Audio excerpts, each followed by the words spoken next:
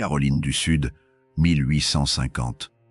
La plantation Riverside s'étend sur 300 hectares de terre fertile. Les champs de coton ondulent sous le vent chaud du sud. Dans la grande maison blanche aux colonnes majestueuses vivent les sœurs Harrington, Grace et Charity, jumelles de 22 ans. Grace possède une beauté éclatante. Ses cheveux blonds cascadant sur ses épaules, sa peau est parfaite, ses yeux bleus captivent tous les regards. Elle attire l'attention partout où elle passe.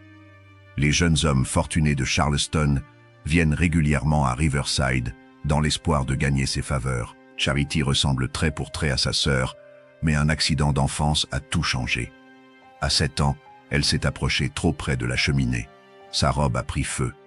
Les flammes ont ravagé le côté gauche de son visage avant que les domestiques ne parviennent à éteindre l'incendie. La peau de sa joue et de son cou porte des cicatrices profondes, boursouflées et rougeâtres. Son aile gauche s'est légèrement refermée dans la chair brûlée. Les années ont passé, mais les marques sont restées. Charity a appris à vivre dans l'ombre de sa sœur. Elle porte des voiles, évite les miroirs, reste dans sa chambre lors des réceptions. Leur père, avant de mourir 3 ans plus tôt, avait demandé à Grace de veiller sur sa sœur. Grace a promis, mais cette promesse pèse lourd. Mose Brown travaille aux écuries depuis qu'il a 12 ans. Maintenant âgé de 25 ans, il mesure 6 pieds de haut, ses épaules sont larges et musclées. Il connaît les chevaux mieux que personne à Riverside. Les bêtes se calment sous ses mains, lui obéissent au moindre signe. Les autres esclaves le respectent pour sa force tranquille et son jugement sûr. Mose a grandi sur cette plantation. Sa mère travaillait à la cuisine jusqu'à sa mort l'année précédente. Son père avait été vendu quand il avait 5 ans. Il ne se souvient presque plus de lui. Mose sait lire, un secret dangereux qu'il garde précieusement. Un contremaître bienveillant lui avait appris en cachette avant d'être congédié par le précédent propriétaire. Grace Harrington a un secret. Elle aime Mose depuis 2 ans, depuis le jour où elle l'a vu dompter un étalon sauvage que personne ne parvenait à approcher. Elle l'observait depuis la véranda, fascinée par sa patience, sa douceur avec l'animal. Quelque chose s'est éveillé en elle ce jour-là. Les mois suivants, elle a trouvé des prétextes pour venir aux écuries. Elle demandait conseil sur son cheval, vérifiait les harnais, inspectait les stalles. Mose répondait poliment, gardait les yeux baissés comme il convenait. Mais Grace sentait une tension entre eux, une attirance mutuelle qu'aucun des deux n'osait nommer. Un soir d'été, elle est venue seule aux écuries après le dîner. Les autres esclaves étaient dans leur quartier. Mose nettoyait les box. Grace s'est approchée, a posé sa main sur son bras. Il s'est figé. Elle a murmuré son nom. Il a levé les yeux vers elle pour la première fois. Ce qu'elle a vu dans son regard lui a confirmé ce qu'elle espérait. Leur liaison a commencé cette nuit-là. Grace venait le retrouver dans la grange après minuit. Ils parlaient pendant des heures, chuchotant dans l'obscurité. Mose lui racontait des histoires sur les chevaux, sur sa mère, sur les champs de coton. Grace parlait de ses rêves, de son ennui, de sa vie contrainte par les conventions sociales. Ils savaient tous deux que leur relation était impossible. Les lois de Caroline du Sud interdisaient strictement les relations entre blancs et noirs. La pendaison attendait Mose s'ils étaient découverts. Grace risquait le déshonneur, l'exclusion de la société, la perte de sa plantation. Mais l'attirance était plus forte que la raison. Les mois ont passé. Grace devenait de plus en plus audacieuse. Elle touchait la main de Mose en public, lui souriait ouvertement, trouvait des raisons de le faire venir à la grande maison. Les autres esclaves commençaient à remarquer. Les domestiques échangeaient des regards inquiets. Tout le monde savait que cette situation mènerait au désastre. En mars 1850, William Thornton arrive à Riverside. Fils d'un riche planteur de Savannah, il vient discuter d'affaires avec Grace. Les deux plantations pourraient bénéficier d'un partenariat commercial, mais William a d'autres intentions. Il a entendu parler de la beauté de Grace Harrington. Il veut l'épouser. William a 30 ans, un visage agréable, des manières polies. Il possède 2 plantations, 300 esclaves, une fortune considérable. C'est un parti idéal selon les standards de la société sudiste. Il fait la cour à Grace avec détermination, apporte des cadeaux, organise des sorties, écrit des lettres fleuries. Grace accepte ses attentions par politesse, mais son sœur est ailleurs. Elle continue de voir Mose en secret. William ne remarque rien, trop sûr de lui et de son charme. Il demande Grace en mariage après 2 mois de cours. Elle hésite, cherche des excuses pour retarder sa réponse. Charity observe tout depuis sa fenêtre. Elle voit William arriver dans son élégant cabriolet. Elle entend les rires de Grace dans le salon. Elle sent l'amertume monter en elle comme un poison lent. Personne ne lui fait la cour. Personne ne lui apporte de fleurs. Personne ne la regarde avec admiration. Un soir, Charity surprend Grace sortant discrètement de la maison. La curiosité la pousse à la suivre. Elle garde ses distances, se cache derrière les arbres, marche pieds nus dans l'herbe humide. Grace se dirige vers les écuries. Charity se glisse derrière un buisson et attend. Ce qu'elle voit la glace d'horreur. Grace entre dans la grange. Mose est là. Ils s'embrassent avec passion. Charity reste figée, incapable de détourner le regard. Elle voit sa sœur dans les bras d'un esclave, brisant toutes les lois sociales, risquant tout pour cette liaison interdite. Charity retourne à la maison, le cœur battant. Elle ne dort pas de la nuit. Des pensées sombres tourbillonnent dans sa tête. Grace a tout, la beauté, l'admiration, les prétendants, et maintenant cet amour passionné. Charity n'a rien sauf sa solitude et ses cicatrices. La jalousie la consume. Le lendemain, William Thornton insiste pour obtenir une réponse. Il menace de repartir à Savannah si Grace continue de tergiverser. Grace se sent piégée. Elle ne peut pas refuser sans raison valable. William est l'un des meilleurs partis de toute la région. Son refus causerait un scandale, soulèverait des questions. Grace accepte finalement la demande en mariage. William exulte, fixe la date au 15 juin, organise une grande cérémonie.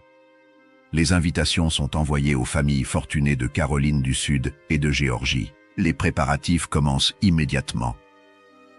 La plantation s'agite d'excitation. Mose apprend la nouvelle par les domestiques. Il sent son monde s'effondrer. Grace vient le voir cette nuit, là aux écuries.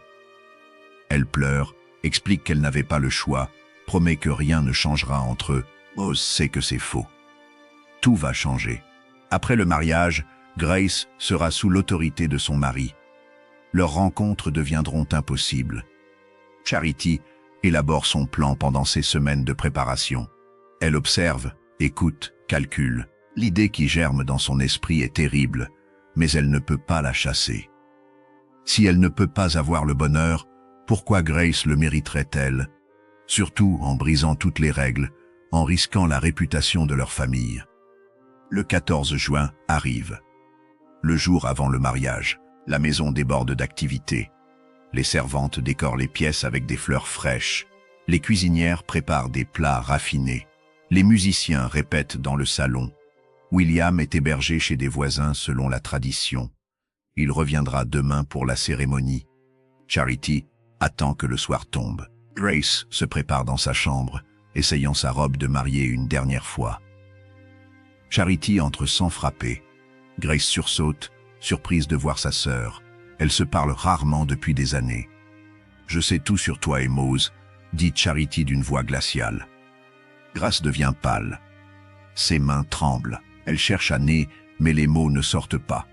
Charity sourit, un sourire sans joie qui déforme encore plus son visage marqué. « Tu vas m'écouter très attentivement.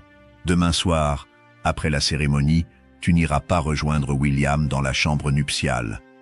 J'irai à ta place. » Grace la regarde sans comprendre. Quoi? C'est de la folie.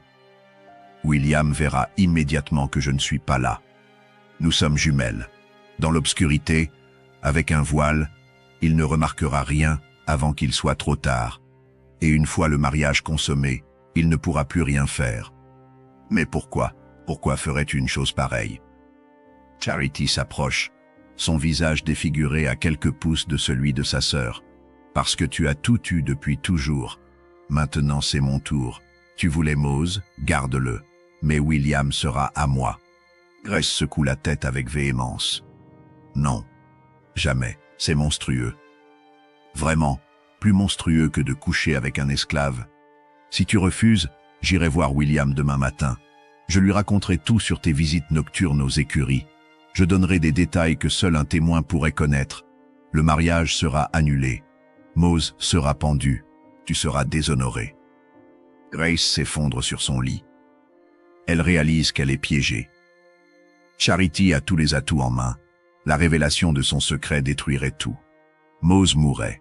Elle-même serait bannie de la société. La plantation serait saisie. Les esclaves seraient vendus aux enchères. Il y a une autre solution, continue Charity. Mose t'épousera, officiellement.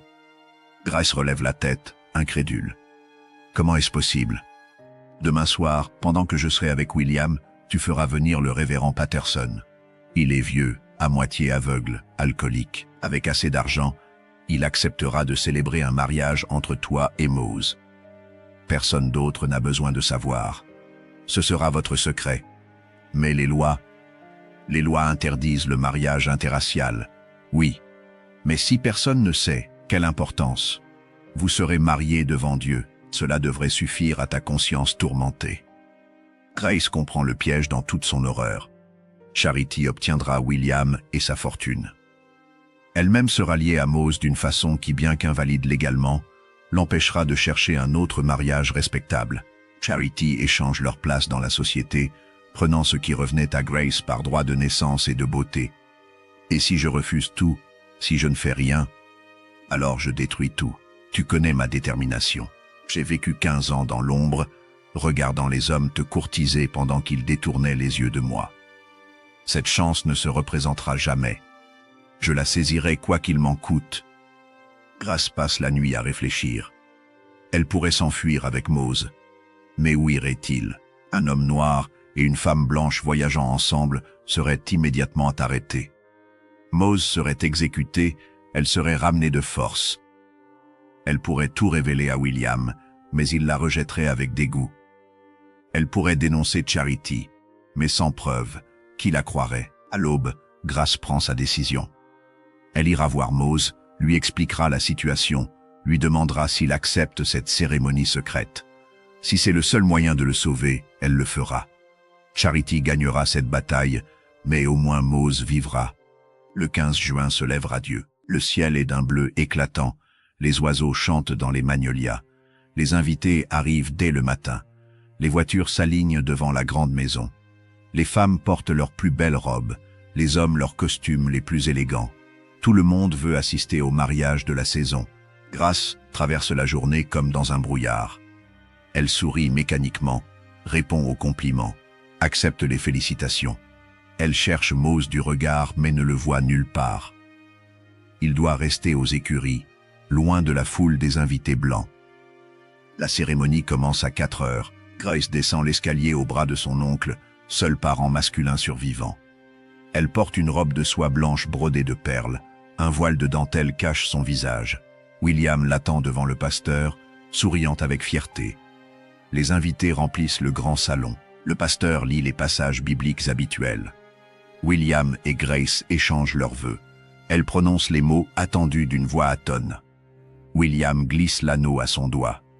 Le pasteur les déclare mari et femme. Les invités applaudissent. William soulève le voile et embrasse sa nouvelle épouse. Le banquet qui suit est somptueux. Les tables débordent de nourriture. Le champagne coule à flot. Les musiciens jouent des valses. William ne quitte pas Grace d'une semelle, fier d'exhiber sa belle épouse. Grace sourit, danse, joue son rôle à la perfection. Elle compte les heures jusqu'à ce que la soirée se termine. Charity reste dans sa chambre toute la journée. Elle refuse de descendre, prétextant un de ses maux de tête habituels. Personne ne s'étonne. Charity évite toujours les grandes réceptions. Les invités ont oublié son existence depuis longtemps. Minuit approche. Les invités commencent à partir. William et Grace montent à l'étage sous les regards complices et les rires étouffés. Ils entrent dans la chambre nuptiale préparée pour l'occasion. Des bougies éclairent la pièce d'une lumière douce. Des pétales de rose couvrent le lit. Grace se tourne vers William. « J'ai besoin de me préparer. Laisse-moi quelques instants seul. » William sourit. « Bien sûr, ma chérie, je t'attends dans le couloir. Ne sois pas trop longue. » Dès qu'il sort, Grace se précipite vers la porte communicante qui relie sa chambre à celle de Charity. Sa sœur est déjà là, habillée d'une robe de nuit identique à celle de Grace. Dans la pénombre, avec leurs cheveux dénoués, elles sont impossibles à distinguer. « C'est ta dernière chance de reculer », murmure Grace. « Non. Va rejoindre ton esclave. Je vais prendre ce qui me revient. » Elles échangent leur place. Grace sort par la porte de service, descend l'escalier des domestiques. Son sœur bat si fort qu'elle craint qu'on ne l'entende. Elle traverse la cour, se dirige vers le bâtiment où loge le révérend Patterson.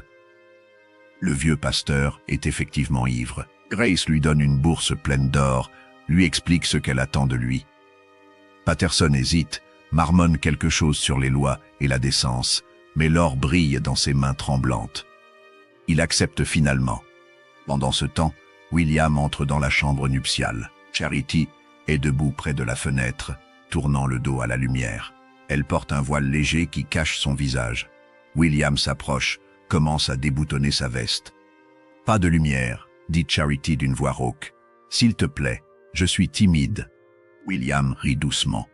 « Comme tu voudras, mon amour. T'es. » Il souffle les bougies une à une.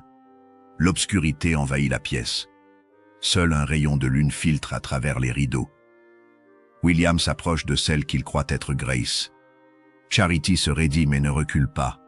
Elle a attendu ce moment toute sa vie. Aux écuries, Mose attend dans l'obscurité. Il ne comprend pas le message que Grace lui a fait passer plus tôt. Viens à l'ancienne remise après minuit. Amène 2 témoins de confiance. Que se passe-t-il? Pourquoi Grace voudrait-elle le voir le soir de son mariage? Grace arrive avec le révérend Patterson. Mose sort de l'ombre avec 2 autres esclaves, Benjamin et Sarah, un couple marié depuis 10 ans. Il regarde la scène avec confusion et inquiétude. « Mose, » dit Grace d'une voix tremblante, « je sais que ceci est fou. Je sais que ce n'est pas légal aux yeux de la loi, mais devant Dieu et devant ses témoins, veux-tu devenir mon époux ?» Mose la regarde longuement. Il comprend ce qu'elle lui demande, comprend aussi le sacrifice qu'elle fait. Grace vient de se marier à un homme riche et puissant. Elle pourrait vivre dans le luxe, être respectée, avoir une vie facile. Au lieu de cela, elle choisit de se lier à lui, un esclave sans nom et sans avenir. « Oui », répond Mose simplement. Le révérend Patterson, ivre et tremblant, célèbre la cérémonie secrète. Grace et Mose échangent leurs vœux sans anneaux, sous le regard stupéfait de Benjamin et Sarah. Cette union clandestine entre une propriétaire blanche et son esclave défie toutes les lois de Caroline du Sud. Pendant ce temps, dans la chambre nuptiale de la grande maison, William Thornton dort paisiblement aux côtés de celle qu'il croit être son épouse Grace, ignorant qu'il s'agit en réalité de Charity, la jumelle défigurée. Au matin, William se réveille satisfait, annonce fièrement que son mariage est consommé. Charity contemple son reflet et savoure sa victoire. Elle est devenue Madame Thornton, elle aura la fortune et le statut qu'elle convoitait. Grace rentre discrètement à la maison, l'esprit tourmenté par l'absurdité de sa situation. Elle est mariée à Mose en secret, mais reste légalement l'épouse de William, qui a passé sa nuit de noces avec sa sœur. Les jours suivants deviennent un cauchemar d'apparence. William veut emmener sa femme à Savannah, mais Charity multiplie les excuses, porte des voiles, prétexte des migraines, évite la lumière du jour. William trouve ce comportement étrange mais l'attribue à la timidité d'une jeune mariée. Grace évite William, retrouve Mose chaque nuit dans la remise. Ils rêvent de fuir vers le nord mais savent les risques. Les chasseurs d'esclaves patrouillent partout.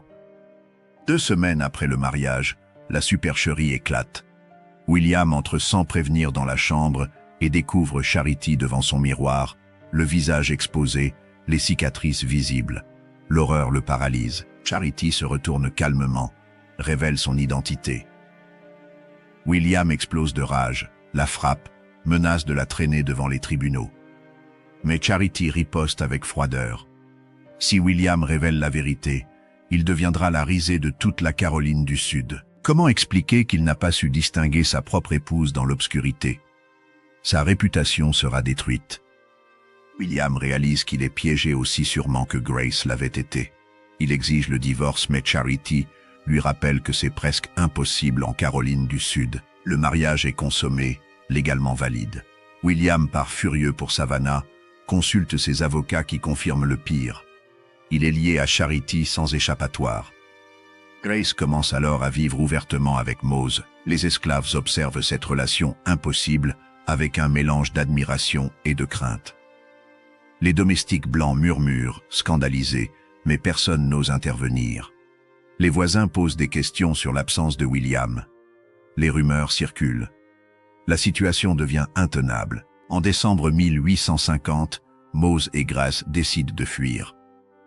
Benjamin, Sarah et 3 autres esclaves se joignent à eux. Ils préparent leur départ dans le plus grand secret, accumulent des provisions, étudient les routes vers le nord. Grace rend une dernière visite à Charity. Leur conversation est brève et glaciale. Charity prédit leur capture et l'exécution de Mose. Grace répond qu'au moins, ils auront tenté de vivre selon leur propre choix.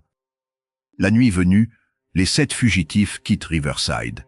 Ils voyagent 3 semaines, marchant de nuit, se cachant le jour. Grace atteint sa peau, se fait passer pour une affranchie.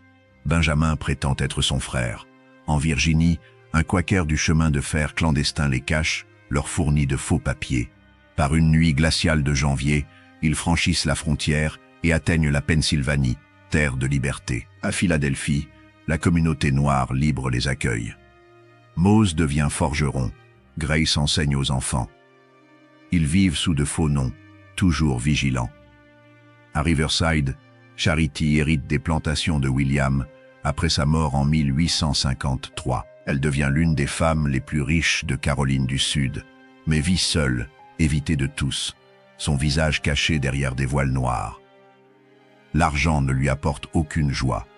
Mose s'engage dans l'armée de l'Union pendant la guerre civile, survit et revient à Grace en 1865. Après l'abolition, il se remarie légalement en 1866 avec Benjamin et Sarah comme témoins. Grace n'apprend la mort de Charity qu'en 1872 par un journal. Sa sœur est morte seule, laissant sa fortune à une fondation pour orphelins, peut-être une tentative de rédemption. Mose et Grace vivent jusqu'à un âge avancé, élèvent 3 enfants libres qui peuvent choisir leur propre destin. Grace transmet l'histoire familiale à ses petits-enfants sans cacher les parts d'ombre. Mose meurt en 1889, Grace 2 ans plus tard. Ils reposent côte à côte près de l'océan, leurs pierres tombales gravées simplement. Ils ont choisi l'amour. L'histoire révèle une ironie cruelle. Charity, en cherchant à punir sa sœur, lui a en fait permis de vivre son véritable amour. La supercherie a libéré Grace du mariage avec William, créant les conditions de sa fuite avec Mose. Si Charity n'était pas intervenue, Grace serait restée prisonnière d'un mariage sans amour, voyant Mose de loin sans pouvoir être vraiment avec lui. Charity a obtenu la richesse et le statut qu'elle désirait, mais a vécu dans la solitude, l'amertume et le regret. Ses cicatrices intérieures se sont révélées bien plus profondes que celles de son visage. Grace et Mose, malgré toutes les lois visant à les séparer, ont trouvé l'amour authentique et l'ont gardé à travers la fuite, l'exil et la guerre. Cette nuit de juin 1850, où 2 mariages ont eu lieu, l'un devant la société et l'autre devant Dieu, a changé le destin de tous. L'histoire enseigne qu'on ne peut pas voler le bonheur, ni prendre par la force ce qui doit être donné librement. L'amour véritable, même face aux lois les plus injustes, reste la victoire la plus complète. L'amour véritable, même face aux lois les plus injustes, reste la victoire la plus complète.